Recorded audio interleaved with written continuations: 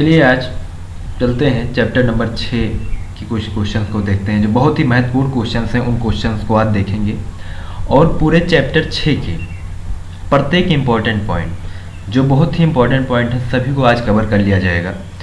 सबसे पहला पॉइंट है, आज देखेंगे एक क्वेश्चन भी बनता है कि सर्फिंग द वेब ये क्या होता है। इम्पॉर्टेंट भी है और जानना जरूरी भी है। इसका आंसर होगा इंटरनेट पे जो सर्फिंग का अर्थ होता है वह यह है कि एक वेब पेज से दूसरे वेब पेज पर जाना। कुल मिलाकर इसी को इंटरनेट पर सर्फिंग कहा जाता है। इंटरनेट पर सर्फिंग के लिए एक कंप्यूटर, एक ब्राउज़र और इंटरनेट की कनेक्शन की आवश्यकता होती है। एक कंप्यूटर की आवश्यकता पड़ेगी, डिवाइसेस की आवश्यकता पड़ेगी ही, उसके बाद में एक ब्राउज़र की भी आवश्यकता पड़ेगी जिसके माध्यम से सर्च किया जा सके। लेकिन ब्राउज़र डायरेक्ट तो चलता नहीं, ब्राउज़र चलाने के लिए इंटरनेट की आवश्यकता पड़ेगी। जब इन सभी का कम्बिनेशन बनता है तभी जो है इंटरनेट पर सर्फिंग की जा सकती है। और जो सर्फिंग का एक पॉइंट और है, सर्फिंग शब्द का जो प्रयोग किया था सबसे पहले बार, उनका नाम था मार्क मैकहिल द्वारा दिया गया। इस शब्द को मार्क मैकहिल के द्वारा दिया गया। अगला पॉइंट है पॉपुलर सर्च इंजन। अब सर्च इंजन के कुछ कॉन्सेप्ट को देखते हैं। पॉपुलर सर्च इंजन के बारे में, सर्च इंजन एक वेब बेस्ड टूल अथवा सॉफ्टवेयर प्रोग्राम है जो इंटरनेट यूजर को वर्ल्ड वाइड वेब पर इंफॉर्मेशन सर्च करने में हेल्प करने में मदद करता है। जैसे example Google, Bing, Yahoo, Baidu और इसी प्रकार से अनेकों सर्च इंजन मार्केट में अवेलेबल। लेकिन जो पॉपुलर सर्च इंजन है उनके बारे में देखेंगे और इससे यहाँ तक कि सर्च इंजन सब टोटल दिए गए हैं। नोट्स जो है पीडीएफ के रूप में नीचे लिंक दे दी जाएगी, हल्का सा केवल रीडिंग कर लेना है। लेकिन मोस्टली सबसे पहले जैसे जो खास है यहाँ पॉपुलर सर्च इंजन है जिनके बारे में जानना बहुत ही इंपॉर्टेंट है, उनके बारे में देखेंगे। गूगल वर्ल्ड में सबसे पॉपुलर सर्च इंजन है। इसको 1997 में लॉन्च किया गया था। इस सर्च इंजन को डेवलप करने के लिए किस किस लैंग्वेजेस का प्रयोग हुआ था देखेंगे। पाइथन, C++ और C लैंग्वेज का यूज किया गया था। और ये लॉन्च कब किया गया? 1997 में लॉन्च किया गया। और ये क्या है? पॉपुलर सर्च इंजन है। ऑल ओवर विश्व का जो है पॉपुलर सर्च इंजन है। अगले स्टेप में आगे बढ़ेंगे, देखेंगे किसको किसने बनाया था, फाउंडर इसका कौन है। तो लैरी पेज और सर्गी ब्रिन जो हैं इसके फाउंडर हैं। बिंग अगला सर्च इंजन देखेंगे। बिंग सर्च इंजन माइक्रोसॉफ्ट द्वारा डेवलप किया गया एक सर्च इंजन है जिसे 2009 में माइक्रोसॉफ्ट द्वारा लॉन्च किया गया था। यह पहले लाइव सर्च के नाम से जाना जाता था और फिर इसको रिप्लेस करके बिंग नाम दिया गया। डेवलप करने के लिए ASP.NET लैंग्वेज का प्रयोग किया गया। अगला पॉइंट देखेंगे याहू के बारे में। याहू गूगल की तरह ही एक सर्च इंजन है। याहू को 1995 में याहू कंपनी द्वारा लॉन्च किया गया और आज याहू गूगल और बिंग के बाद सबसे ज़्यादा सर्च किए जाने वाला इंजन है। एक पॉइंट और है जो आगे देख सकते हैं, देख लेंगे। ये पॉइंट क्वेश्चन कई बार पूछा गया है इस सर्च इंजन के बारे में। बाकी और भी सर्च इंजन जो भी दिए हैं आप सभी रीडिंग कर सकते हैं, सिंपल ही है। वाइडू चीन का सबसे पॉपुलर सर्च इंजन है। यह सर्च इंजन केवल चाइनीज लैंग्वेज में अवेलेबल है। इसके फाउंडर रोबिन ली और एरिक जू थे। जो बायडू सर्च इंजन को 2000 में लॉन्च किया गया था। और जो बायडू सर्च इंजन है, इस सर्च इंजन को कब लॉन्च किया गया था? इसे सन 2000 में लॉन्च किया गया था। और ये किस लैंग्वेज में अवेलेबल है? केवल चाइनीज लैंग्वेज में अवेलेबल है। सबसे बड़ा पॉइंट ये है कि चाइना वालों के पास में अपना पर्सनल सर्च इंजन है। पर्सनल सर्च इंजन होने से सिर्फ यही बेनिफिट होता है कि जिस भी प्रकार के सर्चिंग होते हैं, रिकॉर्ड्स होते हैं, वो आउट ऑफ कंट्री नहीं जाते। अपने ही कंट्री में सारे सर्वर डाटा अवेलेबल होते हैं।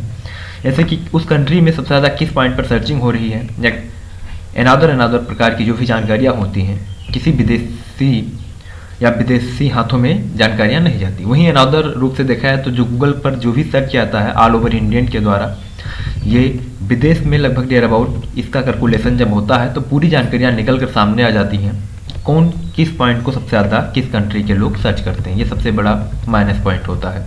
क्योंकि जो सर्च इंजन होता है उसका मुख्य काम ये होता है कि व्यक्ति जिस भी प्रकार की सर्चिंग करते हैं, जैसे जो स्टडी के टाइप सर्चिंग करेंगे या जो पॉलिटिशियन टाइप सर्चिंग करेंगे, जिस भी प्रकार की सर्चिंग करेंगे उस प्रकार के स्टेप जो हैं उनको ऑटोमेटिक जो गूगल ऐड प्रचार होता है उसमें शो होने लगता है। अब क्यों शो होता है? क्योंकि आर्टिफिशियल इंटेलिजेंस जो होती है वो एक्टिव होकर ये कंफर्म कर लेती है कि मोस्टली ये व्यक्ति जो है कैसे वर्ड्स को या कैसे कीवर्ड को सर्चिंग कर रहा है। जिस प्रकार से कीवर्ड की सर्चिंग को करेंगे सेम उसी प्रकार के मिलते जुलते जो प्रचार होंगे वो दिखाए जाएंगे। ये किसके तकनीकी पर? ये आर्टिफिशियल इंटेलिजेंस की तकनीकी पर होता है। अगला पॉइंट देखेंगे, कुछ इंपॉर्टेंट क्वेश्चन पूरे चैप्टर से जो है आप देख लेंगे। इसमें है इंटरनेट सर्विस प्रोवाइडर क्या है, आईएसपी को कितने भागों में बांटा गया है। बहुत ही इंपॉर्टेंट क्वेश्चन है और बहुत ही अच्छा क्वेश्चन है। इंटरनेट सर्विस प्रोवाइडर एक कंपनी है जो कस्टमर या यूजर को इंटरनेट सर्विस प्रोवाइड करती है। आईएसपी को 3 भागों में डिवाइड किया गया है, टीयर 1, टीयर 2 और टीयर 3। अब टीयर 1, टीयर 2 और टीयर 3 क्या होता है? बेसिक क्वेश्चन है, माइंड में भी आ रहा होगा। जो इंटरनेट है डायरेक्ट नहीं पहुंचता, इसको पहुंचाने के लिए मुख्य रूप से जो नॉर्मल यूजर होते हैं, आम यूजर, उनके पास तक अगर कोई पहुंचाता है तो टीयर 3 लेवल की जो कंपनियां होती हैं वही इंटरनेट सर्विस को आम जनता के पास तक पहुंचाती हैं। टीयर फर्स्ट में देखेंगे, टीयर 1 जो होती है high level internet service provider है, क्योंकि ये ज़्यादातर जो नेटवर्क होते हैं नेटवर्क लाइन टीयर 1 द्वारा ही स्थापित की जाती है। ये न सिर्फ एक क्षेत्रीय लेवल पर नेटवर्क लाइन स्थापित करते हैं बल्कि दूसरे देश में इंटरनेट कनेक्शन प्रोवाइड करने के लिए समुद्र के नीचे इंटरनेट केबल बिछाते हैं। इसके बारे में जैसे कि इस अगर मैप को देखना हो कि जो केबल बिछी हुई है कहाँ से कैसे बिछी हुई है, तो इस पे सबसे पहले कि आप किस ब्राउजर पे जाएंगे और वहाँ पर सबमरीन केबल के नाम से जब वेबसाइट को सर्च करेंगे तो मैप आएगा और हर साल ये मैप लगभग नियर अबाउट अपडेट होता रहता है। अनेकों कंपनियां हैं, जैसे टाटा कंपनी है और रिलायंस कंपनियां हैं, प्राइवेट कंपनियां भी हैं, गवर्नमेंट कंपनियां बहुत ही कम हैं जिन्होंने अपने केबल्स को बिछा रखा है, क्योंकि प्रत्येक महाद्वीपों को जोड़ना, पूरे समुद्रों में केबल बिछाना काफ़ी एक खर्चीला है, जो कि टीयर 1 की कंपनियां इन खर्चों को वहन करती हैं। आगे चल के टीयर 3 से जो है पैसे लिए जाते हैं। और यहाँ पर देखेंगे tier 1 ISP world wide web के सभी कॉर्नर को जोड़ते हैं और टीयर 1 इंटरनेट सर्विस प्रोवाइडर के सीधे लोगों को end user internet connection provide नहीं करती बल्कि उसे टीयर 2 को बेचती है। मतलब टीयर 2 जो समुद्री लाइन में अपनी केबलों को बिछाता है वो डायरेक्ट जो आम लोग होते हैं उनको जो है सीधा नेट नहीं बेचती। क्या करती है वो? सीधा क्या करता है, टीयर 2 को अपना इंटरनेट कनेक्शन जो होता है उसको सेल कर देता है। अब टीयर 2 का काम क्या होता है आगे देखते हैं। जो टीयर 1 और टीयर 3 इंटरनेट सर्विस प्रोवाइडर के बीच कनेक्ट होते हैं, टीयर 2 प्रोवाइडर पेयरिंग एग्रीमेंट के माध्यम से इंटरनेट ट्रैफिक को एक्सचेंज करते हैं। साथ ही इंटरनेट तक पहुंचाने के लिए टीयर 3 से आईएसपी या चेंज कर लेते हैं। मुख्य रूप से टीयर फर्स्ट का जो काम होता है वो केबल का बिछाने का काम हो गया और टीयर सेकेंड जो होता है ये क्या करता है, टीयर फर्स्ट और टीयर 3 को इन दोनों को आपस में ज्वाइन करता है। कुछ कंपनियों की जो सर्विस नेट होते हैं, आईएसपी सर्विस प्रोवाइडर कंपनियां हैं, उनके नेट थोड़ा सा सस्ते होते हैं। उनमें पॉइंट ये होता है कि जिन कंपनियों की वैल्यूएशन थोड़ा ज़्यादा है वो अपने कुछ केबलों को समुद्र में, जैसे कि फाइबर ऑप्टिक केबल का प्रयोग करते हैं लोग, जो कि बहुत ही महंगी केबल है। इस केबल को स्वयं बिछाते हैं जिससे इनका कुछ पेमेंट बच जाता है। वहीं पर कुछ और कंपनियां होती हैं जो अपने केबल्स को नहीं बिछा पाती। एग्जांपल, जैसे कोई कंपनी उसके पास ज़्यादा बजट नहीं है तो क्या करेगी, मोस्टली टीयर 1 जो नेटवर्क होगा वो किसी दूसरे कंपनी से रेंट पर लेगी, और जो किराए पर लेगी तो ऑटोमेटिक उससे किराया जो टीयर 1 होगा वो ज़्यादा ही लेगा। अगर अपनी कंपनी होगी तो टीयर 1 जो है अपनी ही लागत से जब चलना होगा अपनी पर्सनल कंपनी के, तो ऑटोमेटिक जो है वही बचत हो जाती है। तो जो कंपनियों का थोड़ा रिचार्ज महंगा होता है उनके पास अपनी टीयर 1 की कंपनियां लगभग नियर अबाउट नहीं होती हैं। और टीयर 3 क्या होता है, लास्ट में टीयर 3 जब आता है तो ISP last internet service provider है जो टीयर 2 आईएसपी से इंटरनेट की फैसिलिटी को लेकर यूजर तक पहुंचाने का काम करते हैं। अब टीयर 3 क्या होता है, जो मुख्य रूप से हम लोग तक नेट पहुंचाता है, कौन होता है, टीयर 3 होता है। ये मुख्यतः जगह जगह पर टावर लगाना, मुख्य रूप से सिटी में, शहरों में काम करना, जमीनी स्तर पर जो काम करता है कोई कंपनी काम करती है तो टीयर 3 होती है। तो मतलब समझ में आ गया होगा, टियर फर्स्ट केबल बिछाने का काम करती है, टियर सेकेंड जो होती है मुख्य रूप से देखा जाए तो ये टियर 3 और टियर 1 इन दोनों को आपस में कनेक्ट करती है। अगला देखा जाए टियर 3 क्या होता है, तो टियर 3 वो कंपनियां होती हैं जो मुख्य रूप से आम जनता के पास तक नेट को पहुंचाने का कार्य करती हैं। समझ में आ गया होगा कि नेट चलने का जो प्रोसेस है कितना जटिल है। मुख्य रूप से जो हम लोग देखते हैं कि सैंपल दिखाई पड़ता है, लेकिन इनको जब सैंपल देखा जाता है इनके इंटरनली भागों में कि कितने लेवल पर काम करते हैं, तब पता चलता है कि ये 3 टियर में वर्क करते हैं, तब जाकर किसी भी मोबाइल फ़ोन में इंटरनेट चलता है। अब थोड़ा वीडियो लंबी हो रही है, लेकिन चैप्टर के जितने भी मोस्ट इंपॉर्टेंट क्वेश्चन हैं इसी वीडियो में टोटल कवर कर दिए जाएंगे। नेटवर्क टोपोलॉजी को परिभाषित करें, किन्हीं 2 प्रकार की टोपोलॉजी को समझाइए। टोपोलॉजी जो होती है मुख्य रूप से 5 प्रकार की होती है। टोपोलॉजी 5 प्रकार की टोपोलॉजी होती है, लेकिन यहाँ पर केवल सिंपल तरीके से बताया गया है कि टोपोलॉजी को परिभाषित करें और किन्हीं 2 प्रकार की टोपोलॉजी को बताइए। अब इसकी पहले डिफिनेशन को देख लेते हैं। टोपोलॉजी नेटवर्क के शेप या लेआउट को कहा जाता है। जो नेटवर्क का जोड़ने का स्ट्रक्चर होता है उसी को टोपोलॉजी कहते हैं। इसमें कंप्यूटर को आपस में जोड़ने और उनमें डाटा फ्लो मेथड टोपोलॉजी कहलाती है। यही सब जो मेथड होता है टोपोलॉजी कहलाता है। क्वेश्चन एक सबसे इंपॉर्टेंट टोपोलॉजी से, इसको हमेशा ध्यान रखिए। जो मेश टोपोलॉजी होती है वो सबसे महंगी टोपोलॉजी होती है। ये क्वेश्चन कई बार एग्जाम में आ चुका है, ट्रिपल सी के भी नजरिए से इंपॉर्टेंट है और ओ लेवल में भी ये क्वेश्चन बहुत ही मोस्ट इंपॉर्टेंट है। अगला आएंगे बस टोपोलॉजी के बारे में पढ़ेंगे। बस टोपोलॉजी में सभी नोड एक सिंगल केबल से जुड़े होते हैं जिसे बैकबोन कहते हैं। तो बस जो टोपोलॉजी होती है इसमें रीजन क्या हो जाता है कि केवल एक केबल होती है, उसी केबल से सभी कंप्यूटर ज्वाइंट होते हैं। तो जो केबल हो गई वो क्या हो गया, मुख्य रूप से बैकबोन हो गई। अगर 50 कंप्यूटर्स को लैन केबल से या बस टोपोलॉजी से जोड़ दिया जाए, अगर बीच में बैकबोन वाली केबल थोड़ा सा भी अगर कट हो जाती है तो पूरा सर्वर ऑटोमेटिक स्लो हो जाएगा। यही सबसे देखा जाए तो बस टोपोलॉजी थोड़ा सस्ती तो पड़ती है, लेकिन मोस्टली रीजन क्या होता है, एक केबल के कट जाने से या एक केबल अगर कहीं पर भी डाउन हो गई तो पूरा सर्वर में प्रॉब्लम आ जाती है। एग्जाम्पल टोपोलॉजी कैसे समझेंगे, जैसे 50 एम्प्लॉय हैं किसी कंपनी में काम कर रहे हैं, 50 सिस्टम लगे हैं चल रहे हैं। अगर टोपोलॉजी अगर डाउन हो जाएगी तो क्या होगा, जितने भी एम्प्लॉय होंगे वो शांति से बैठ जाएंगे। तो मालिक जो भी होगा, कंपनी का ऑनर जो होगा, उसे सभी चीज़ों को देखना होता है कि सैलरी देना है, कंपनी में जो प्रोजेक्ट है उनको भी कंप्लीट करना है। तो अब ज़्यादा से ज़्यादा जो उपयोग किए जाते हैं मेश टोपोलॉजी या ऐसे टोपोलॉजी का प्रयोग किया जाता है जिन टोपोलॉजी में केवल एक कनेक्शन कटने से पूरा सिस्टम ना बंद हो। यहाँ पर आएंगे, बैकबोन के खराब होने पर पूरा नेटवर्क प्रभावित होता है। बस टोपोलॉजी का उपयोग छोटे नेटवर्क के लिए किया जाता है। बस टोपोलॉजी के नेटवर्क को क्रिएट करना बहुत ही सरल होता है या बहुत ही सस्ती टोपोलॉजी, सस्ती तो होती है लेकिन इसका सबसे बड़ा जो डिस पॉइंट है या माइनस पॉइंट देखा जाए केवल जो एक केबल पर सब टिका होता है। इसमें से एक क्वेश्चन बनता है कि इसके टर्मिनेटर पर या इनके दोनों छोरों पर क्या लगा होता है। जो छोर होता है इनका क्या लगा होता है, तो टर्मिनेटर लगे होते हैं इंड साइड में, जिससे कि जो नेटवर्क होता है वो फ्लो ना हो। अगला देखेंगे रिंग टोपोलॉजी। रिंग टोपोलॉजी एक ऐसा नेटवर्क है जिसमें सभी डिवाइस खुलाई में आपस में कनेक्ट होते हैं। इसमें ज्यादा संख्या में नोड जोड़ने पर रिपीटर की आवश्यकता पड़ती है। रिंग टोपोलॉजी में डाटा ट्रांसमिशन जो होता है यूनि डायरेक्शनल होता है। इसमें दोनों डायरेक्शन में डाटा ट्रांसफर करने के लिए 2 कनेक्शन की जरूरत होती है। रिंग टोपोलॉजी में डाटा जो होता है मुख्य रूप से देखा जाए तो गोलाई में ट्रांसफर होता है।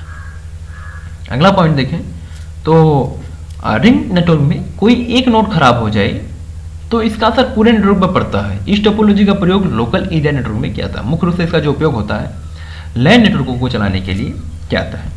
अब लैन नेटवर्क से कोई क्वेश्चन बनता है, लैन नेटवर्क हमने बता रखा है अगली वीडियो में, जो जितने पुरानी वीडियोज हैं लैन मैन वैन।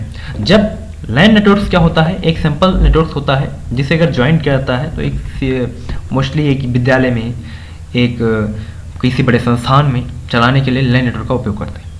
लैन नेटवर्क क्या होता है, वायरों द्वारा भी चल जाता है और वाईफाई द्वारा। वाईफाई कैसे कि एक वाईफाई स्थापित कर दिया गया और 500 मीटर में जितने भी कंप्यूटर्स हैं उनको कनेक्ट कर दिया गया, या 100 मीटर में जितने भी कंप्यूटर्स हैं उनको उसी नेटवर्क से कनेक्ट कर दिया गया। तो क्या हुआ, वो एक छोटे लेवल पर लोकल एरिया नेटवर्क का निर्माण हो गया जिसके माध्यम से सभी कंप्यूटर्स को आपस में कनेक्ट कर दिया गया। अगला पॉइंट देखेंगे, www से आप क्या समझते हैं। अब कुछ प्रसिद्ध इंटरनेट ब्राउजर के नाम बताइए। चलिए आप देखते हैं ब्राउजर के कुछ भी नाम देख लेते हैं। World wide web www triple time W बोलने से बेस्ट है, world wide web is a best word. Web internet का वह हिस्सा है जिसमें वेबसाइट और वेब पेज शामिल है। इसका आविष्कार 1989 में टिम बर्नर्स-ली ने जिनेवा में, सन Geneva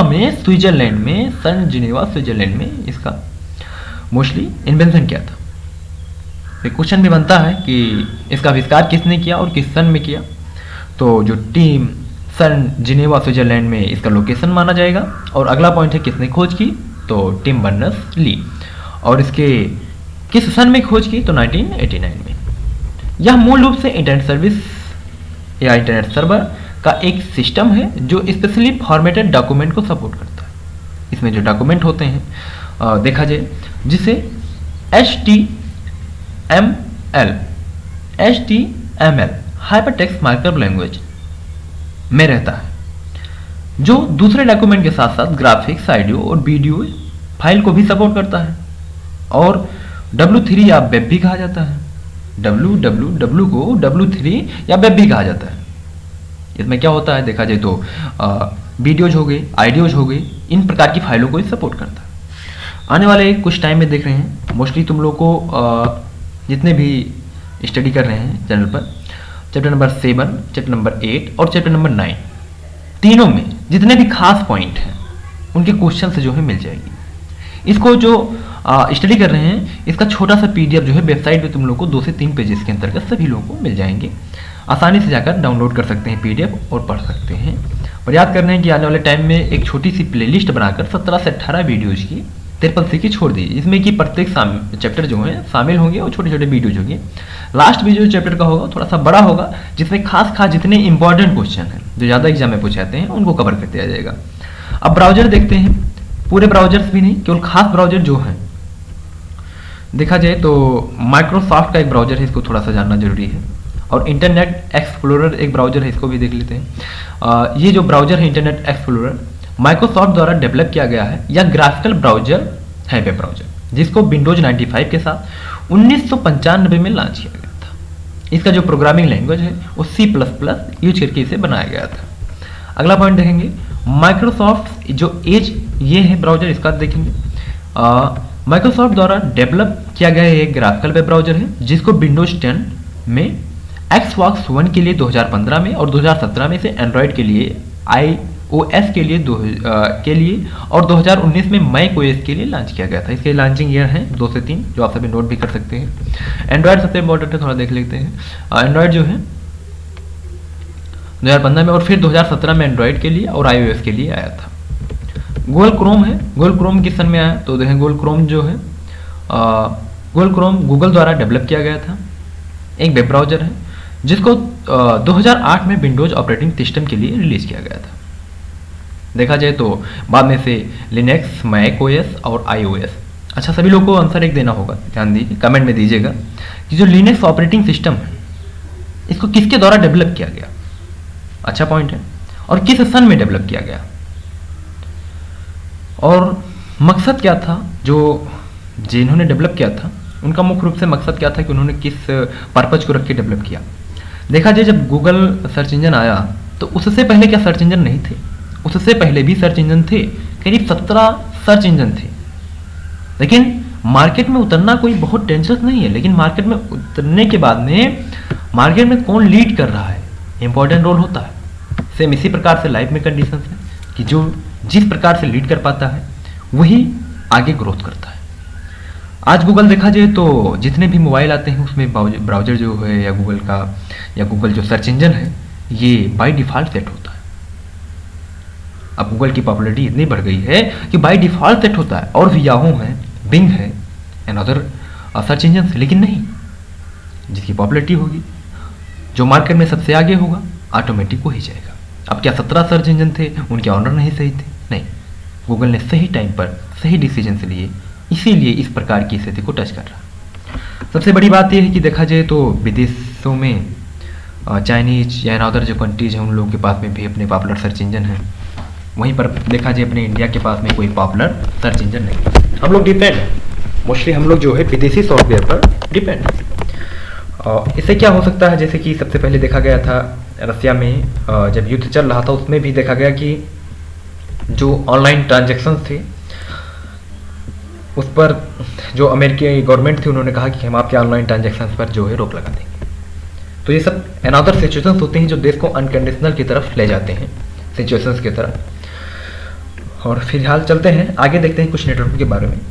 explain LAN network and वैन नेटवर्क। लैन नेटवर्क और वैन नेटवर्क की व्याख्या करें तो यहाँ पर देखेंगे लैन नेटवर्क जो होता है लोकल एरिया नेटवर्क, एक कंप्यूटर नेटवर्क है जिसका यूज दो या दो से अधिक कंप्यूटर को जोड़ने के लिए किया जाता है। यह एक कमरे या एक बिल्डिंग तक सीमित होता है, हमने पहले ही बताया और अगले वीडियो में भी बता रखा कि एक कमरा हो गया, एक बिल्डिंग हो गया, एक इंस्टीट्यूट हो गया। मुख्य रूप से देखा है तो इसकी दूरी 1 किलोमीटर के आसपास तक होती है।